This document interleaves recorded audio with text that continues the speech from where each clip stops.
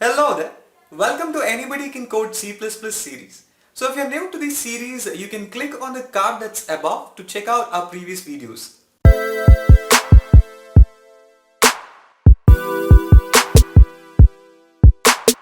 Hi there. Welcome back to the ABC series of C++ from Facebook. So in the previous video, you had seen how to implement objects and classes, right? So you had seen a lot of ways in which you can call the objects and you can do the operations over there, access specifiers, and a lot of things over there. I had also told you that there is one more access specifier called as protected, but you'll have to know a concept called as inheritance and how to apply that in terms of codes before actually trying to use that particular access specifier, right? So in today's videos, we'll have a look at classes and objects and the implementation of object-oriented programming system or the concepts. Okay, so we have four main concepts, right? So we have abstraction, we have got polymorphism, we have got inheritance, encapsulation, right? So there might be a lot of others sub parts or the sub concepts related to these, but these are the four main things, right? So let us just try to implement these in terms of classes and objects and see how it goes, right? So I'll take you across to the platform now, guys. So I'll just write a small, very simple piece of code over here. Let me just create a class and I'll name it as sample over here. So this will be the body and the semicolon. So inside this particular class, I'll take a variable and I'll keep it in a private access specifier. I'll declare the variable as integer variable, and also I'll be writing a function over here. I'll take it as public. Okay, int print. Okay, so this will be my print function. Okay, specific print function. And over here, whatever values I'll be getting from the main method. Okay, let's say it is x. Okay, whatever values I'll be getting it over here, I'll be storing inside a. Okay, and I'll be returning a over here to the main method. That's default one. Okay, semicolon. Yeah. So return a to the main method. So I hope you have understood. I've written two things. First thing is I've created a variable called as a in private access specification and a public access specifier for this particular function, right? So here what I'll do is inside main, I'll just create the object for my class. Okay, I'll name it as obj. And once I've created, I'll try to scan the x. Okay, so int x. Okay, c in x. Okay, and then c out, I'll call the function. Okay, obj dot print. Okay, the name is print, right? So I'll just call that function and I'll just make it look fancy and type the statement is the number. That's it. So you can see over here, I am trying to access a. Okay, I'm trying to access a using the object what I've created for this particular sample class. Okay, even though it is in the private part of or the private access specification of class sample, right? So I'm not trying to directly use it, but using this function which is public, I'm trying to access that particular variable. That's it, right? So let me just try to run this code and check. Okay, so they're saying that there are no methods. Okay, I've not passed this parameter over here, right? So let's just pass that parameter. So this x will come to this particular function and things will run accordingly. So I'll give a number over here, let's say 2020. Okay, so it says that 2020 is the number, right? So the first concept what we had seen in the previous video, guys, that is called as abstraction, right? So this is an example of abstraction when it comes to coding classes and objects using C++. So you can say this is a part of the class which is private, right? But your main method does not know that there is something called as a, right? We're just passing this x to this particular class, and whatever value it is returning to us, we're just printing it along, right? This main method does not know that there is something called as a, and that a is being returned to this particular function call. Okay, so the only thing what this main method is aware of is I'm passing the function. Okay, and this function is returning something to me. Okay, so this is called as data abstraction. Only whichever is required for the main method to take in. Okay, that we have kept it across, and the others we have just hidden in terms of private access specification. Okay, and this can also be a example, or this is an example of encapsulation. So you can say in this particular class, we have got this data, right? So we have got this data stored in variable a, and we also have a function which is related to that particular data, right? So this is also an example of encapsulation when it comes to your oops concept, right? So in this small piece of code, I've explained you what abstraction is, what encapsulation is. Now moving forward, let's go to the next concept, that is inheritance. Okay, so first of all, let me just okay, let me just run this once so that it will be clear. Okay, so the number would be 2020 is the number, right? So let me just create one specific class for you to explain what inheritance is. So I believe you have understood what inheritance is, right, from the previous video, that the property is what you fetch from the parents, right? So similarly, let me create a class over here called as vehicle. Okay, I've created a class over here called as vehicle, and I'll take certain data types over here. Okay, integer type of data, and the variable name would be tire C. Okay, I'll tell you why I've written that. And then again, here I'll take one more data type, that is integer data type, and the variable name would be tire B.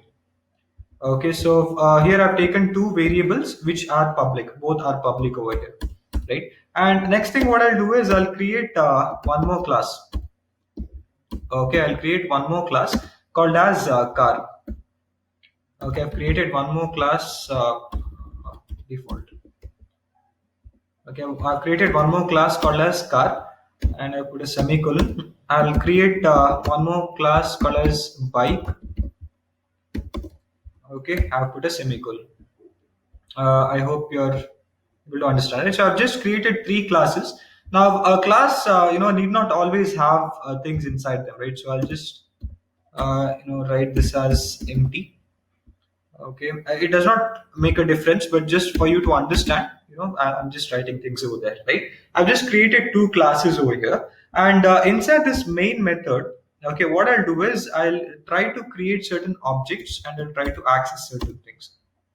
Okay, so inside this main method, for my class car, I'll create an object called as obj1.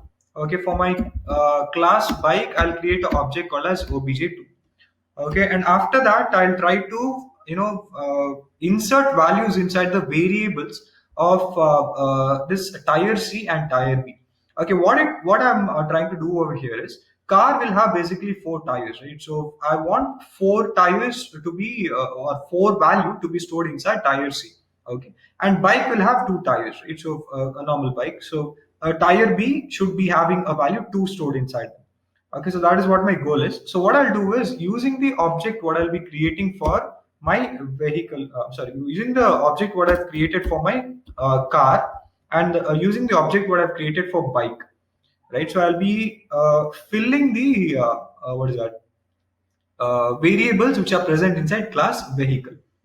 Okay, so let me just do it. So obj1 dot tire underscore c. Okay, obj1 dot tire underscore c is equal to car will have four tires, right? So that is done.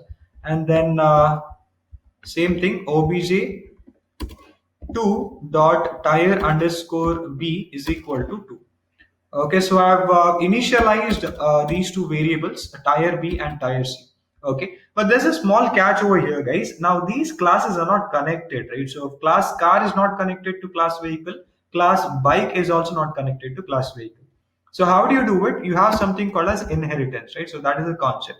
So if you want, any class to get inheritance from any of the other classes, what you'll do is you'll give a access specification and you'll give the name of that particular class. Okay, same way over here, I want class bike to get inheritance from class vehicle, right? So only then I can access the variables. So I'll give the access specification and I'll give the name of the class. Okay, that's it, guys. You don't have to do anything else. Okay, so now if I try to, let's just try to print a cout. Cout, let's say I'll try to print car has. Okay, car has now I want to take the values which are stored, right? So obj1 dot tire c, right? So tire c, then in space I'll give tires. Just trying to make this fancy, right? So you just have to uh, print it. So next line also I'll do the same thing. See out. I'll do it for bike now. Okay, so let me just change car to bike. Okay, bike has obj to tire dot b. Okay, tires and handle. Okay, so you can try observing over here, guys. So I have given inheritance of class vehicle to class car and class bike, which means that now class car will be able to take the variables which are stored in class vehicle. Class bike will be able to take the variables which are stored in class vehicle, right? So if I try to print this particular code now, okay, let's just check what happens. Okay, so let me just drag the screen for you. So you can see over here, car has four tires, bike has two tires, right? So what we were trying to do is, even though we have not written anything inside class car, even though we have not written anything inside class bike, just by creating reference to class car and reference to class bike, okay, using these references, we have tried accessing the datas which are present in class vehicle. Okay, now that is only possible if you give inheritance. And how do you give inheritance? The class name has to be given first of all, and the access specification has to be given in front of it, and a semicolon is really really important, guys. Okay, now let's say I do not give this. Okay, let me just delete this off. Okay, now if I try to run the code, it will definitely throw me an error. Now let's see what error it shows. Okay, compilation failed due to the following errors. What are the errors? Class car has no member name tire C. So you can see here, it is not able to access the data types, right? So it is not able to access the variables. So only if I give this particular inheritance to our classes, only then it will be able to access the data types, store the values, and then print accordingly whatever statements we have given to it. Okay, car has four tires and bike has two tires. Okay, so this is an example of inheritance, guys. Now moving forward to the concept of protected access specifier. So what exactly does a protected access specifier do? So again, I'll just try to make this a bit simpler. Okay, I'll just remove all these codes. Let me just try to make a simpler code for you to understand. Okay, so yeah. Okay, that's done. So instead of class vehicle, let me just take one class called as class sample. And inside class sample, I'll just take one variable called as variable called as A. Okay, it is public. Okay, access specifier is public, and I'll take the access specifier protected for my one more variable called as B. Okay, this is what I'll be doing. Now I'll take one more class. Okay, called as sample2. Okay, and inside this I'll do certain operations. So let's see what I'll be doing. So here what I'll do is I'll just create a function. Okay, so it will be void type and the function name would be print, and inside this I'll be passing certain parameter called as, let's say, x, and here I'll be storing the value which comes from x to b. Okay, and then I'll just give that as the output. That is what I'm doing.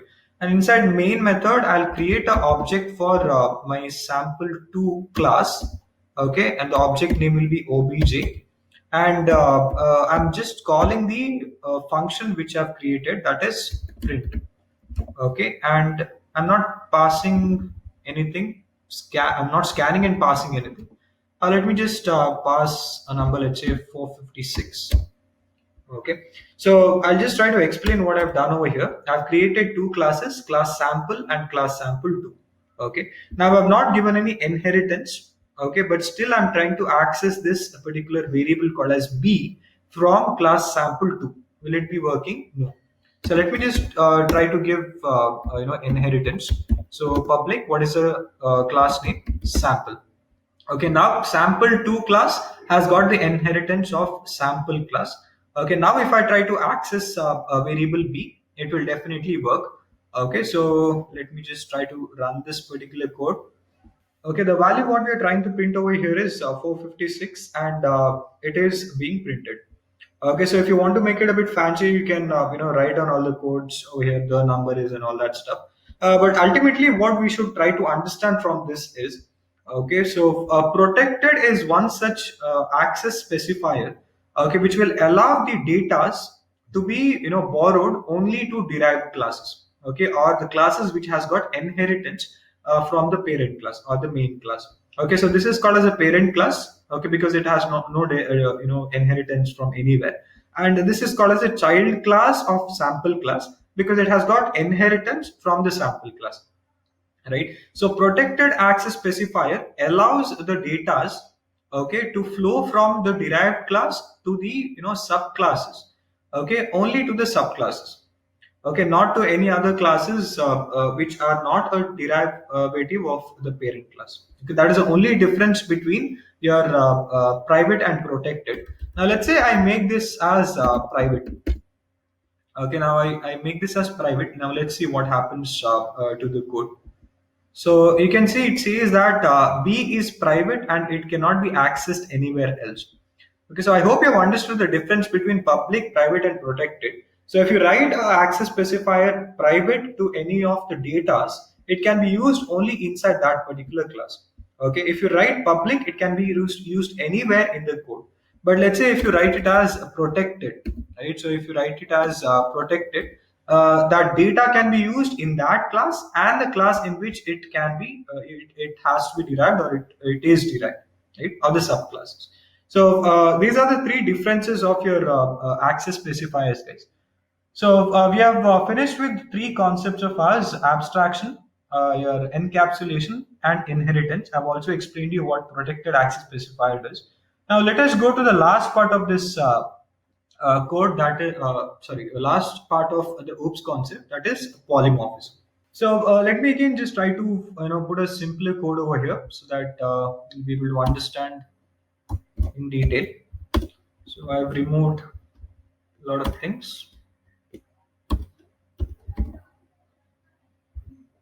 Yeah. Okay, so I've got one class over here, sample, and I've got the main method, right? So inside this particular class sample, let me just try to write down certain functions. Okay, so I'll just basically print certain things. Okay, so let me just write down the function name as display, and here I'll be writing certain variables. Okay, so arguments, whatever comes from the main method. Okay, so just see out the number is x. Okay, so this is one function what I've written over here. So similarly, I'll be writing down all the things. Let me just copy this. So here there's one more function what I'll be writing, but here what I'll do is, instead of integer type, I'll take it as double. Okay, and I'll write one more function in which I'll take two arguments instead of one argument. I'll just slightly tweak this particular sentence saying that the numbers are semicolon x, and then I'll write and y. Okay, so what I've done inside this particular class is I've written the class a sample. The name of the class is sample. I've written three different functions which are public access specifier specified. So here I'm just passing one parameter, that is integer parameter. Here I'm passing double as the parameter. Here I'm passing two integer type of parameters or arguments. Okay, but you can see over here the name is same, right? So the name of the functions are same. It is display, display, and display. Okay, now the question is, okay, let's try to create a object to this particular class. Okay, object is created, and I'll try to call that particular function called as display. Okay, I'll try to call that particular function called as display. Okay, now if I try to pass a parameter, let's say 489. Okay, I'll try to pass this particular parameter inside this function, and I'll run the code. So will the compiler get confused which function to call? Definitely not. Okay, now this is called as polymorphism, guys. the function has the same name, right? So all the functions have the same name displays, but based on the arguments whatever you pass, it will decide which function it is supposed to call. Now let's say I give a parameter called as 4.878. Now this is the double type of argument which I'm passing, right? So based on this, it will take the second function what I've written, and you can see in the output screen it says the number is 4.878. Okay, now let's do it for the last function. In the last function, it will be taking two parameters, right? So I'll just pass two parameters using this particular function. Now, if I try to pass it, the output what I'll be getting is the numbers are 7 and 8. Okay, so this is the beauty of polymorphism. So no matter even if the names are same, based on the arguments whatever you pass, you'll be able to get the appropriate outputs related to the function calls. Okay, so this was the last concept of oops. Okay, so this actually is known as function overloading. Okay, where you have got the same name and you have overloaded that particular function with a lot of other parameters. Okay, different parameters. So similarly, you might also have operator overloading, and there is one more called as virtual functions when it comes to polymorphism. So should be sufficient for you to code any fundamental C++ code base. Okay, so there are a lot of advanced things out there. So you definitely would have to learn a bit more, right? So if you have followed all the videos in this series, then any standard level of code you'll be able to crack it down. So as the name says, there is just ABC series. There's not A to Z series. So you have just started and you're in a stage of learning now, so that you can understand any piece of code that comes on the internet and you can add on to it, right? So do practice and experiment on your own. I hope you have understood all the concepts so far. So in the next video of ours, we'll just try to apply whatever we have studied so far in one single code, and we'll try to execute it. So till then, keep experimenting, code, practice. Hope you like the video. Do not forget to subscribe and do click on the bell icon so that you get notified when further videos are released. And also check out our Instagram page and WhatsApp broadcast services. The links are in the description below.